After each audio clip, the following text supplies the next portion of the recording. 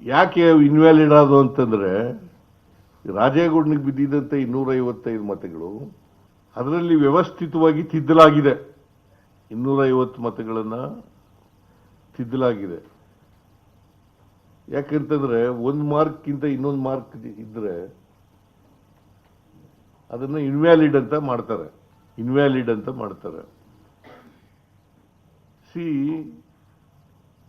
ಇಂದಿನ returning officer valid ಅಂತ ಮಾಡಿದಾಗ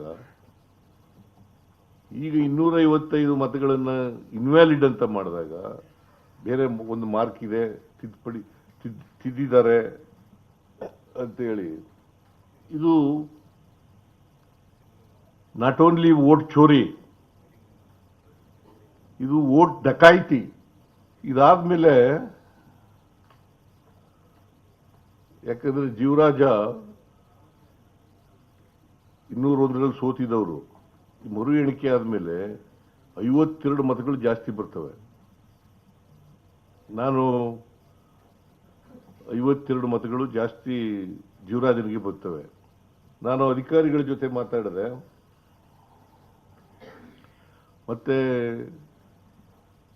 ಈ ಎಲೆಕ್ಷನ್ ಎಕ್ಸ್ಪರ್ಟ್ಸ್ಗಳ ಜೊತೆ ಮಾತಾಡಿದೆ.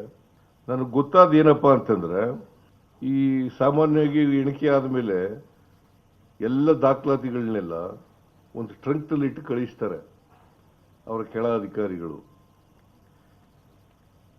ಇಲ್ಲ ಈ ಬಿಜೆಪಿಯವರು ಇನ್ಫ್ಲೂಯೆನ್ಸ್ ಮಾಡಿ ಅವರ ಅಧಿಕಾರದಲ್ಲಿ ಇದ್ರು. ಆಗ ಕೌಂಟಿಂಗ್ ಆಗುವಾಗ ಅಧಿಕಾರದಲ್ಲಿ ಯಾರಿದ್ದವರು?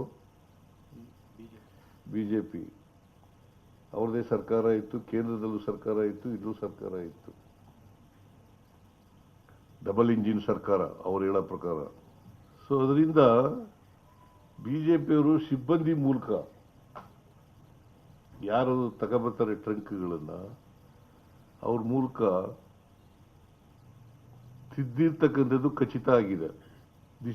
It amounts to criminal conspiracy and vote ಚೋರ್,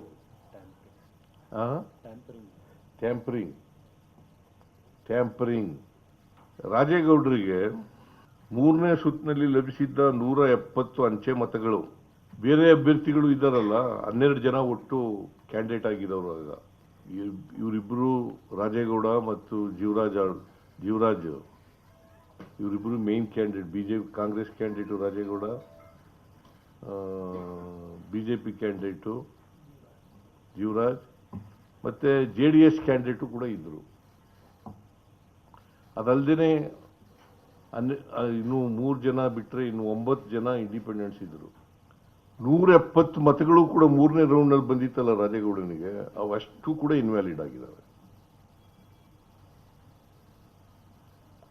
ಅವೆಲ್ಲವೂ ಕೂಡ 23ರಲ್ಲಿ ವ್ಯಾಲಿಡ್ ಆಗಿದ್ದವು. ನಮ್ಮ ಕಡೆ ಒಂದು ಗಾದೆ ಇದೆ, ಈ ಹಣ್ಣು ತಿಂದವನು ತಪ್ಪಿಸ್ಕೊಂಡ, ಸಿಪ್ಪೆ ತಿಂದವನು ಸಿಕ್ಕಾಕೊಂಡ ಅಂತ ಒಂದು ಗಾದೆ ಇದೆ ಅಲ್ವೇನಮ್ಮ? ಮೈಸೂರಿನಲ್ಲಿ. ಆಮೇಲೆ ಈ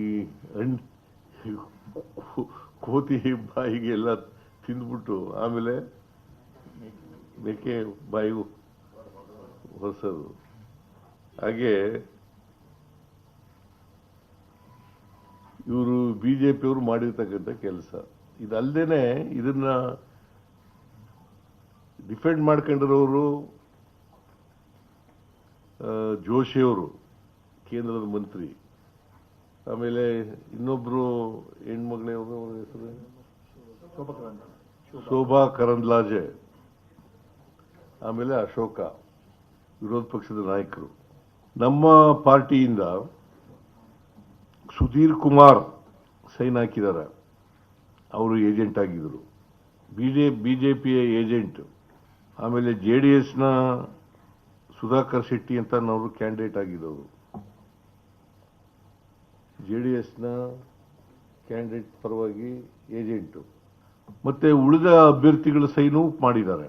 ಎಲ್ಲರೂ ಸೈನ್ ಮಾಡಿರ್ತಕ್ಕಂಥ ದಾಖಲಾತಿ ಇದೆ 23ರಲ್ಲಿ. ಆಗ ಅಬ್ಜೆಕ್ಷನ್ ರೈಸ್ ಮಾಡ್ಬೋದಾಗಿತ್ತಲ್ಲ ಬಿಜೆಪಿ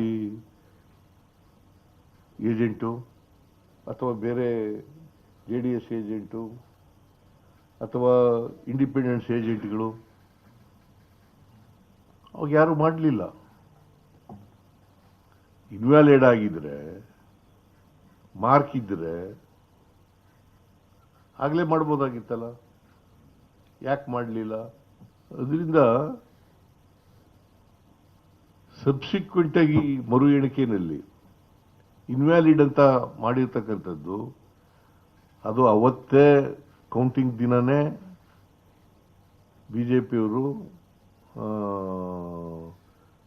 ಅವರ ಸಬಾರ್ಡಿನೇಟ್ ಕೈಲಿ ಕೊಟ್ಟು ಕಳಿಸ್ತಾರಲ್ಲ ಟ್ರಕ್ಕು, ಆಗ್ಲೇ ತಿದ್ದತಕ್ಕಂಥ ಕೆಲಸವನ್ನು ಮಾಡಿದ್ದಾರೆ. ಆಮೇಲೆ ಅಬ್ಸರ್ವರ್ ಬಂದಿದ್ರು,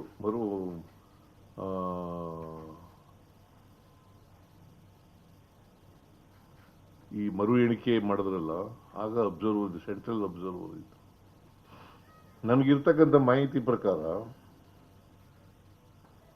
ಅಬ್ಸರ್ವರ್ ಕೂಡ ಇದನ್ನು ನೋಡಿದ್ರೆ ಗಂಭೀರ ಸ್ವರೂಪದ ಕ್ರಿಮಿನಲ್ ಸಂಚು ನಡೆದಿರುವ ಸಾಧ್ಯತೆ ಕಂಡು ಬರುತ್ತದೆ ಎಂದು ಚುನಾವಣಾ ಆಯೋಗಕ್ಕೆ ವರದಿ ಕಳಿಸಿದ್ದಾರೆ ಎಂದು ತಿಳಿದು ಬಂದಿದೆ. ಅಬ್ಸರ್ವರು ಹೇಳಿರೋದು. ಅಬ್ಸರ್ವರು ಅವ್ರಿಗೆ ಲೆಟರ್ ಬರೆದಿದ್ದಾರೆ. ಚುನಾವಣಾ ಈ ರಿಟರ್ನಿಂಗ್ ಆಫೀಸರ್ ಇದ್ದಾರಲ್ಲ, ಇವರು ಯಾರು ಕೌಂಟ್ ಮಾಡಿದ್ರಲ್ಲ, ಅವ್ರಿಗೆ ಪತ್ರ ಬರೆದಿದ್ದಾರೆ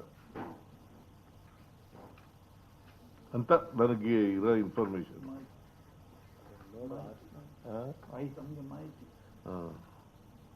ಇನ್ಫಾರ್ಮೇಶನ್ ಅಂದ್ರೆ ಇಂಗ್ಲಿಷ್ನಲ್ಲಿ ಹೇಳಿದೆ, ಕನ್ನಡದಲ್ಲಿ ಮಾಹಿತಿ.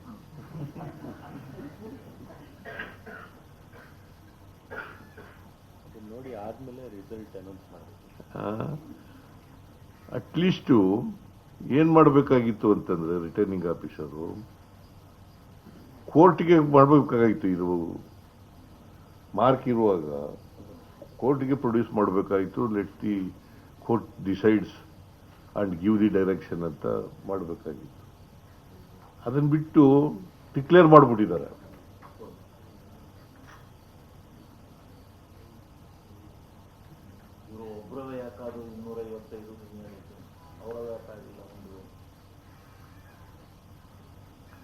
ಅದು ಒಂದು ನಿರ್ಭೀತ, ನಿಷ್ಪಕ್ಷಪಾತ, ವಿಶ್ವಾಸಾರ್ಹ ಸುದ್ದಿಗಳಿಗೆ ಮತ್ತೊಂದು ಹೆಸರಾಗಿರುವ ನ್ಯೂಸ್ 18 ಕನ್ನಡ ಈಗ ಆಪ್ನಲ್ಲೂ ಲಭ್ಯವಿದೆ. ದಯವಿಟ್ಟು ಇಲ್ಲಿರುವ QR ಕೋಡ್ ಸ್ಕ್ಯಾನ್ ಮಾಡಿಕೊಂಡು ಆಪ್ ಡೌನ್ಲೋಡ್ ಮಾಡೋದಕ್ಕೆ ಮರಿಬೇಡಿ.